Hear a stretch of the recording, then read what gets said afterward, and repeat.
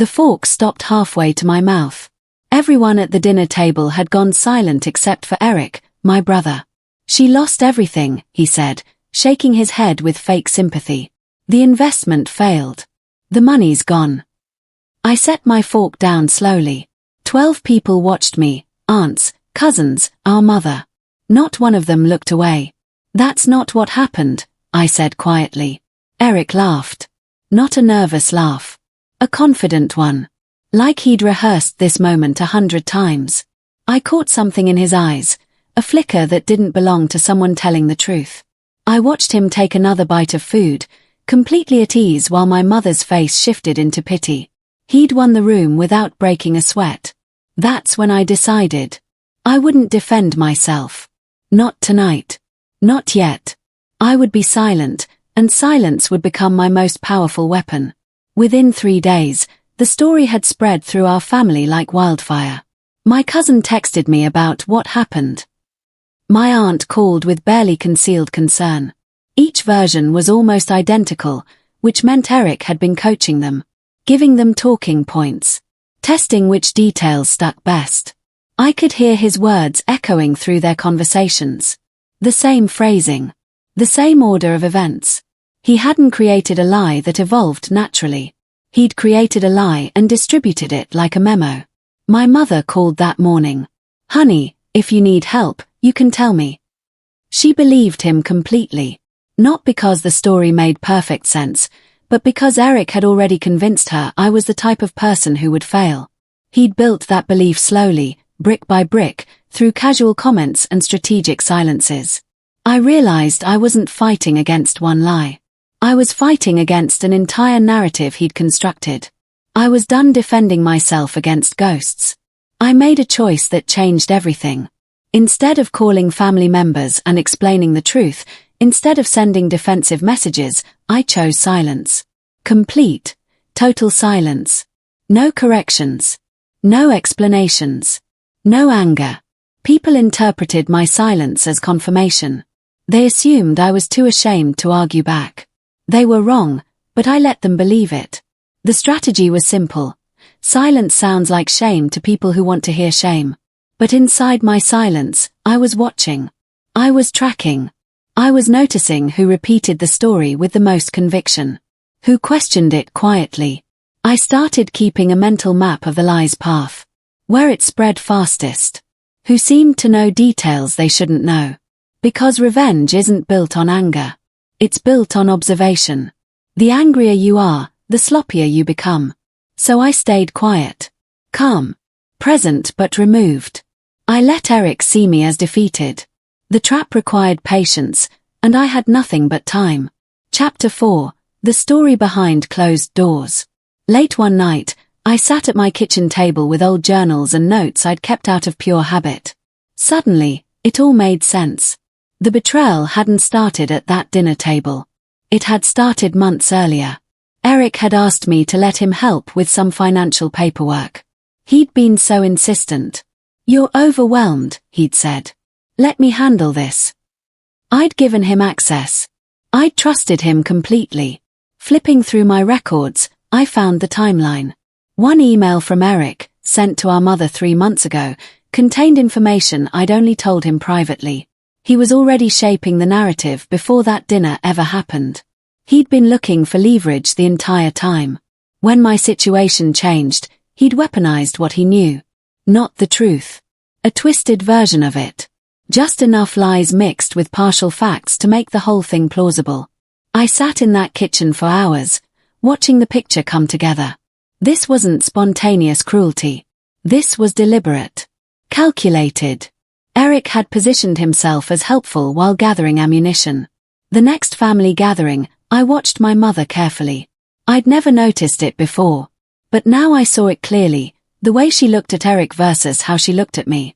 When Eric made excuses, she accepted them as reasonable. When I made the same excuses, she waited for the real reason. When Eric failed at something, it was never his fault. When I struggled, she worried that I was struggling. She'd been set up to doubt me. And Eric had been so clever about it. He'd probably spent years positioning himself as the responsible one, the one who understood how the world worked. Our mother loved us both. But love can be shaped. Loyalty can be directed. And once Eric planted the idea that I was the unreliable one, that idea bloomed in our mother's mind like it had always been there. I watched her fuss over Eric at dinner while her attention to me felt obligatory. Careful. He'd positioned himself as the shield and me as the problem that needed protecting against. My cousin Alex pulled me aside at a family lunch. "I heard what happened with your investment," she said gently. "Eric told me about it." But what came out of her mouth next wasn't Eric's words exactly. It was a paraphrase. And it was almost identical to what our aunt had said to me last week. Same structure. Same emphasis. Same conclusion. That's when it hit me.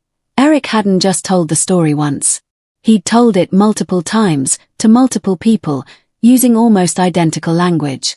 He'd given them a script. Whether they realized it or not, they were reading from it. I started paying attention after that. Really paying attention. The phrasing was too consistent to be coincidence. The details lined up too neatly. The conclusions were too identical. What struck me most was how eager people were to accept a pre-packaged story. How much easier it was to repeat something someone else had already thought through than to ask questions. My hands were shaking as I pulled the folders from the back of my closet. I'd always been the type to keep things. Old emails printed out, receipts organized, timelines documented. Eric had probably never thought to wonder if I kept records. People who are confident in their lies rarely expect their victims to have insurance policies. I found the first inconsistency within minutes. Eric had told the family that my investment decision happened in September. But I had an email dated July, from Eric himself, discussing the same investment opportunity. He hadn't just known about it. He'd suggested it to me. In the email, he'd called it a solid opportunity. He'd sent me research. Then, when the situation changed, he'd rewritten history. Erased his own involvement. Turned it into my reckless decision that he'd warned me about. Except he hadn't warned me. I had the emails to prove it.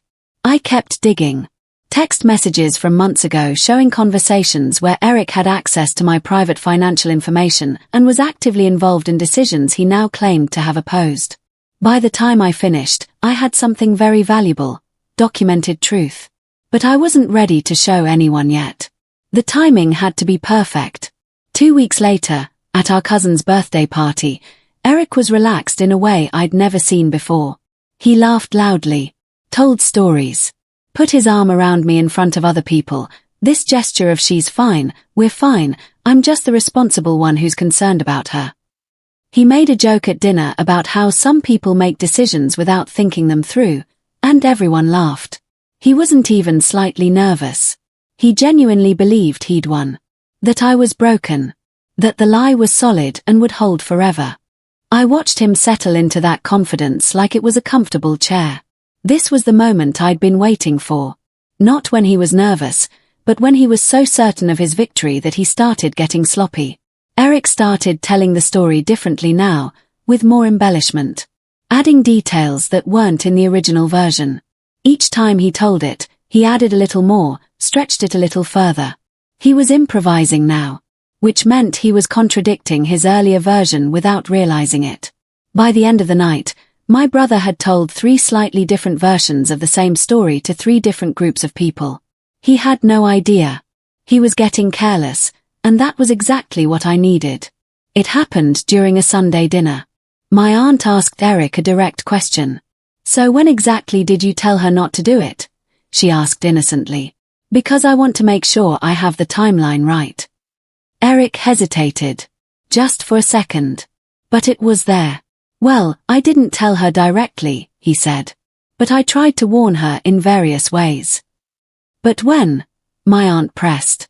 "Because she mentioned something about you suggesting it months ago." The room had gone quiet. Eric recovered quickly.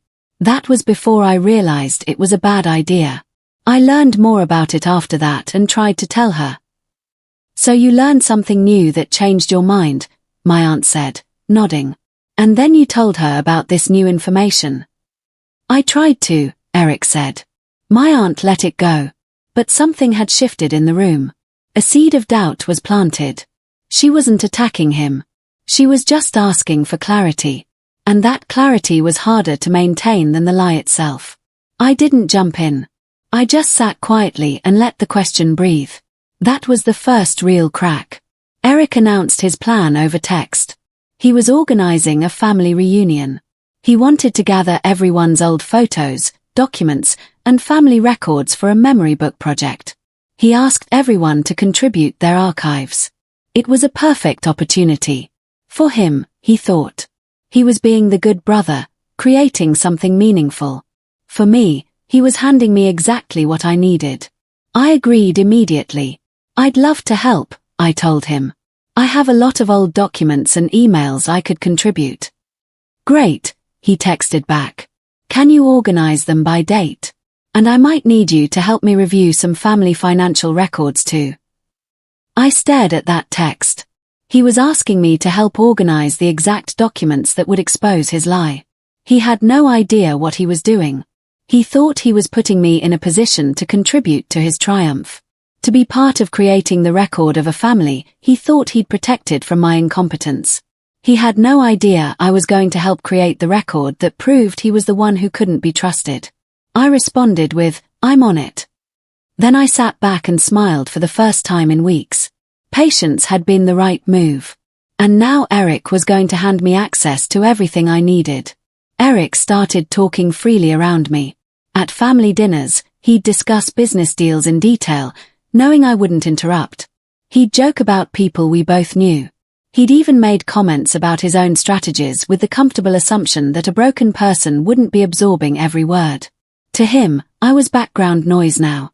Defeated. Not a threat. I listened to him brag about how he'd positioned himself at work. How he'd gotten someone passed over for a promotion by raising concerns without actually saying anything direct. How he'd managed our mother's perception of both of us by being the reliable one. He didn't see it as manipulation. He saw it as being smart. Strategic. I realized that Eric had revealed far more to me in the past few weeks than he ever had in all the years before. Weakness, in his mind, was safe. And I was letting him believe I was so weak that I couldn't possibly be planning anything. Every casual comment he made, every strategic decision he explained, every assumption he voiced, all of it was ammunition. All of it was proof of how he thought. How he moved. By treating me as invisible, Eric had given me the most valuable thing. Complete access to his mind. Eric called me on a Tuesday evening. Hey, I need a favor, he said, his voice casual and confident. For the family memory project. I've got these old financial documents from when Mom gave us money years ago for school. I need someone to organize them chronologically and make sure all the dates line up with what I remember. Can you do that? Yeah, absolutely, I said. When can I get them? He showed up Saturday with 2 large boxes of paperwork. Bank statements. Receipts. Old correspondence. Investment records. I just need you to organize them by date and make a list of anything that seems important, he said. I want everything documented for the family book. The irony was thick. As soon as Eric left, I started going through the boxes. And within the first hour, I found something that made my breath catch. There were dates on these documents that contradicted what Eric had said. Small shifts. A statement dated earlier than he claimed something had happened. Nothing that screamed fraud on its own. But combined with everything else I'd been collecting, these documents were the spine that held the entire skeleton together. I spent all night going through it. Photographing pages. Building spreadsheets. Creating a timeline that was undeniable. By Sunday morning, I had everything I needed. And Eric still thought I was just being helpful. The deeper I went, the clearer the pattern became. It wasn't just one inconsistency. It was a system. A deliberate pattern of how Eric had presented information differently depending on the audience. There was the version he'd told our mother. Careful, honest-sounding, framed as concern. There was the version he'd told extended family. More confident, more casual. And then there were the documents. The actual dates. The actual communications. The paper trail that didn't match any of his verbal narratives. What struck me was how subtle it all was. If I'd just had the documents without the context of his various stories, they might have seemed innocent. But together, they painted a picture of someone who had deliberately, systematically altered the truth. One email showed Eric encouraging me to pursue the investment strategy. Days later, after I'd committed, he'd decided it wasn't worth his own money. Then, when circumstances shifted, he'd rewritten history completely, so he was the hero who'd warned me against something he'd actually suggested. I created a master spreadsheet with 3 columns: what Eric said, what the documents show, and timeline of the contradictions. By the time I finished, I had 17 major inconsistencies and dozens of smaller ones. Together, they showed a pattern of deliberate deception. I made copies. Multiple copies. Not to threaten Eric with them, but to ensure that the truth wasn't dependent on my memory. I created a second backup, then a third. I scanned everything into a cloud folder that could be accessed by multiple people. The idea was simple. I needed the truth to exist independently of me. If Eric somehow recovered these original documents or destroyed them, the evidence would still exist somewhere. I also started documenting new things. Text messages, emails, conversations. Every time Eric said something that contradicted his earlier narrative, I saved it. Every time he made a statement contradicted by documentation, I noted it. I was building a record. A history. A timeline that was so clear, so well documented, so undeniably factual that it wouldn't matter what anyone believed. The evidence would speak for itself. If the truth came from me, it would be too easy to dismiss as revenge, as bitter. But if it came from documents and timelines and objective fact, it would be harder to argue against. At a family gathering, Eric made a statement that contradicted something he'd said 2 weeks earlier. He was talking about the timeline of how he'd learned about the investment. I found out it was problematic in September, he said confidently. That's when I first realized there was an issue. But in his conversation with our cousin 2 weeks ago, he'd said it was October. This time he said August. 3 different dates. 3 different versions of events. All delivered with complete confidence. What made it so powerful was that he wasn't lying to me. He wasn't even aware that he was inconsistent. He was just comfortable enough that he'd stopped being careful. I watched my aunt quietly mention the date inconsistency to my cousin. I watched them exchange a look. Not confirmation that Eric was a liar, exactly. Just a recognition that something didn't add up. The seed of doubt had grown roots. My cousin Tyler texted me out of nowhere. "Hey, I need to ask you something privately. Did Eric ever suggest that investment idea to you? Because I'm pretty sure I heard him talking about it before you decided to do it, but then he was telling people he warned you against it." My heart rate picked up. I replied carefully, "I appreciate you asking. I'd rather not get into it, but I don't think that would be fair to say." "Okay," Tyler wrote back. "I thought so. Something didn't add up about how he was telling it." I didn't push. Didn't explain. Just let him know that his instinct wasn't wrong, without directly confirming anything. The beauty of that approach was that it left him to his own conclusions, which made those conclusions feel like his own discovery. One witness becomes 2, becomes 3, becomes a consensus. Soon Eric would have multiple people questioning his narrative independently. Not because I'd orchestrated a campaign, but because his own lies were creating logical inconsistencies that people naturally noticed. The change happened without any dramatic moment. It was just the way people talked about Eric shifted slightly. Not dramatically. They still included him. They weren't openly hostile. But something in their tone changed. They stopped stating his version of events as fact. They started asking questions differently. And more importantly, they started talking to me differently. Not with pity anymore. Not like I was someone broken who needed help. Just, normally. Eric noticed. I could see it in the way his head would turn slightly when people talked to me. The confusion in his eyes when someone he'd positioned me against didn't seem to be against me anymore. The lie required constant reinforcement. And now, that reinforcement wasn't happening anymore. People had started having doubts. Quiet, private doubts. Nothing that made them willing to directly confront Eric or declare him a liar. but enough doubt that they were no longer automatically believing every word he said. He'd lost the consensus. Not overnight, but gradually, through his own carelessness and the accumulation of small contradictions. Eric felt it coming. He could sense that people weren't believing him as automatically. So he did what liars do when they sense trouble. He tried to adjust the narrative. At a family lunch, he suddenly started adding details that hadn't been in any of his earlier versions. He talked about how concerned he'd been, how many times he'd tried to warn me, how guilty he'd felt. It was a new emotional layer, a vulnerability angle. And it contradicted almost everything he'd said before. The new version was designed to make him look better, a caring brother who tried his best but felt helpless. But it didn't align with the timeline. It didn't match what people remembered him saying weeks ago. And most importantly, it painted him as emotionally present and concerned at times when I knew he was actually not involved. I watched him tell this new version, saw the uncertainty in his eyes, saw him checking people's reactions. He wasn't confident anymore. He was testing, seeing if this version would land better. But the more he embellished, the more obviously he was lying. The truth doesn't require embellishment. It just requires accuracy. My mother asked it during a dinner with just Eric and me present. "Eric," she said, setting down her fork, "when exactly did you first tell her that you had concerns about the investment?" It was a simple question. Direct. Specific. And Eric froze.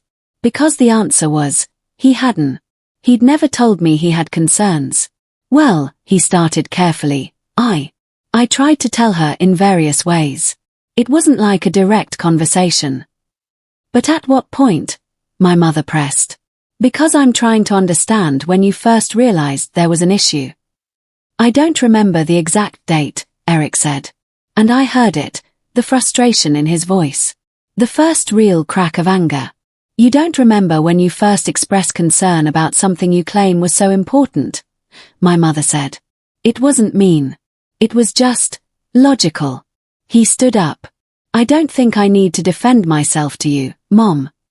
"I'm not asking you to defend yourself," she said quietly. "I'm just asking for clarity." He left the table. And in his absence, something fundamental shifted. The narrative he'd built was breaking down. I emailed my documents to my mother. Not all of them. Just the key ones. The bank statements with the dates. The emails where Eric had suggested the investment. The messages where he'd claimed to be concerned but actually hadn't expressed concern until after the situation changed. I didn't include a note. I didn't frame them or explain them. I just sent them with one line. "Thought you might want these for your records." And then I stepped back. I didn't bring it up. I didn't reference the email. I didn't try to explain what the document showed. That was the key. Because now the evidence wasn't mine anymore. It was documentation. Historical record. Fact. But I knew what she would see when she looked at those documents. She would read those emails where Eric had actively suggested the investment, and then compare them to the narrative he'd been telling about warning me against it. She would make her own conclusions. And that was the beginning of the end for Eric's lie. My cousin's birthday party became the moment everything changed. I wasn't there, but I heard about it from 3 different people. Apparently, Eric had been telling someone his version of events when my aunt asked if he'd seen the documents Mom had shared with the family. About the investment timeline, she said. With the original emails. Eric went very still. "What documents?" he asked. "The ones with the bank statements and emails from when you first suggested it to her," my aunt said. She wasn't trying to be cruel. She was just stating what she now knew to be fact. And in that moment, Eric realized that the truth was no longer just my word against his. It was documentation. Proof. Evidence that didn't require him to admit anything because it spoke for itself. He tried to spin it. The emails were taken out of context, he'd been exploring options, there was more to the story. But without the complete narrative control he'd had before, his explanations sounded hollow. People had already compared his story to the documentation. And the documentation won. Eric texted me late one night. "I know what you did," was all it said. I didn't respond. I didn't need to. He knew now. He understood that I hadn't been broken. That I hadn't been accepting defeat. That I had been setting a trap the entire time, and he'd walked directly into it. He came to the house 2 days later. "You fabricated those documents," he said immediately, his voice shaking with anger. "You altered emails or took them out of context." "No," I said calmly. "I didn't." "You're lying. You're trying to destroy me." "I'm not trying to do anything," I said. "I'm just providing information. What people do with information isn't my responsibility." "You planned this," he said. "You played weak on purpose." "I stayed quiet," I said. "That's all I did. I stayed quiet and you built the rest yourself." That's when the realization truly hit him. It wasn't me who'd destroyed his credibility. It was him. I had just documented it. All the lies he'd told, all the contradictions he'd created, all the times he'd adjusted his story, those were his mistakes, not mine. I'd just made sure there was a record of them. He left without saying anything else. It wasn't dramatic. Nobody had a big confrontation. Nobody called a family meeting. It just became known. People would mention the documents casually.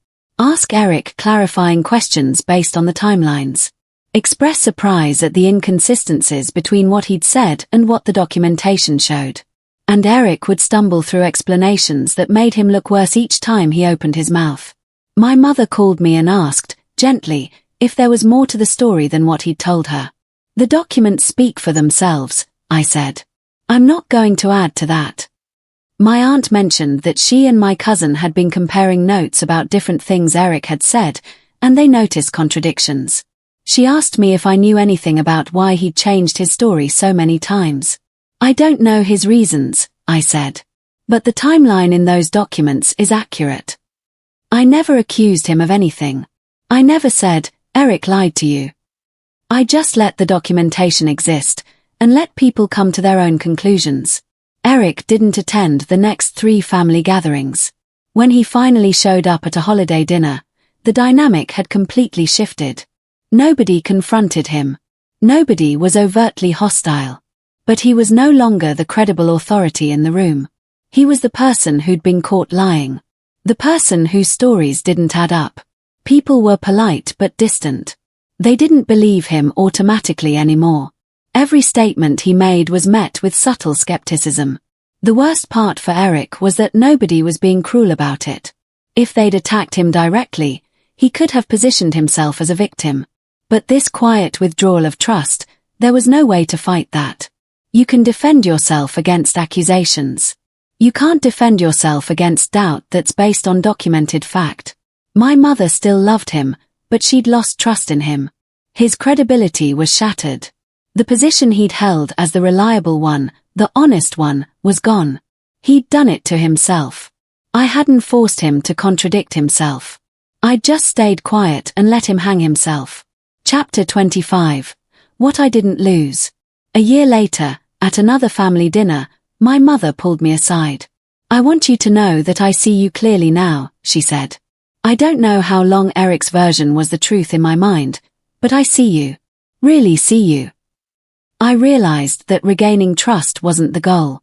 The goal was to stop being seen through a lens of doubt and pity. And that had happened. My family still talks to Eric. He's still part of the family. But he's not the authority anymore.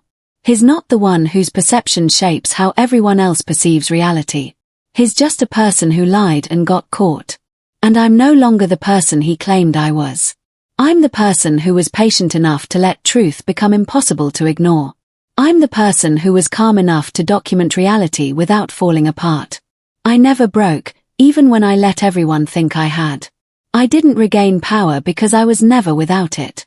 I revealed that I had power the whole time, the power to observe, to document, to wait. The best revenge isn't what you do to someone. It's what they do to themselves when they think you're broken. I could have fought him with anger. I could have confronted him with accusations. Instead, I stayed quiet. I collected facts. I let his own lies contradict each other. When the truth finally came out, it came out looking like clarity, not revenge. Like fact, not attack. Like inevitable justice. My brother thought I lost everything. But I was just setting the trap. And the most beautiful part was that he never saw it coming until it was far too late.